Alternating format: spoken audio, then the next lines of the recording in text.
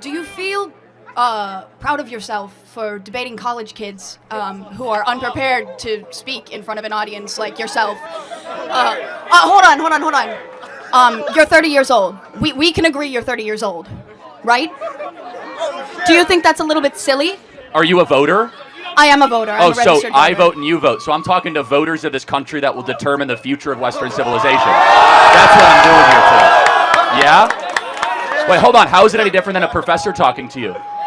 Then a professor talking to you? Who are you? Well, important enough for you to come up to a microphone. Actually, when I first saw this ad, I thought it was like an improv comedy thing. It looked so ridiculous that I didn't even think it was real. Well, no, you can see. Look how popular Trump is on your campus. How does that make you feel? That's not comedy. That is a 5-alarm fire for Kamala Harris because she's probably going to lose Pennsylvania. Look.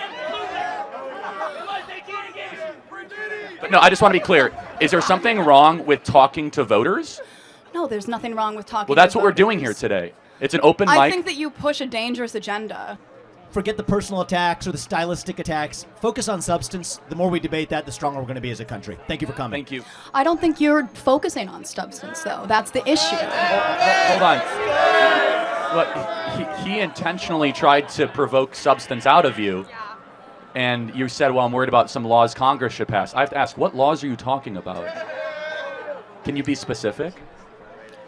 I'm sorry, I'm very nervous, but this is what you do. This is what you do. You take people and you put them under the spotlight, and you. Well, hold on. I didn't ask you to come up here. You voluntarily came to the front of the line. You didn't have to do that. You're purposely antagonizing people on campus, asking How? people to come up by spreading your weird agenda. How? What agenda is that? I'm confused though. So, Charlie, I'll say this. We'll end on this and we'll go to the next question. When I was 18, and I'm not going to blame you for this, I also took for granted a lot of the stuff that the media force-fed me, because that's what you know at the age of 18. You say there are some vague laws making their way through Congress that are hostile to trans community. Know how? I don't think those do you laws know actually about, exist, but I don't blame you if Listen to that's me. what the cable media is feeding you. But let's get to the specifics, and then we're able to actually have an open dialogue. And that's one of the things I've learned over the last 20 years. I think that the And issue that's part is of- we're getting our part of media running from our different country. sources. Both people are getting media from these skewed sources. The facts that you're presenting are not always correct. And that's why we're here with no TV screens between us. So people who have policy-based substantive disagreements, we invite those. I think that's how we're going to get our country back.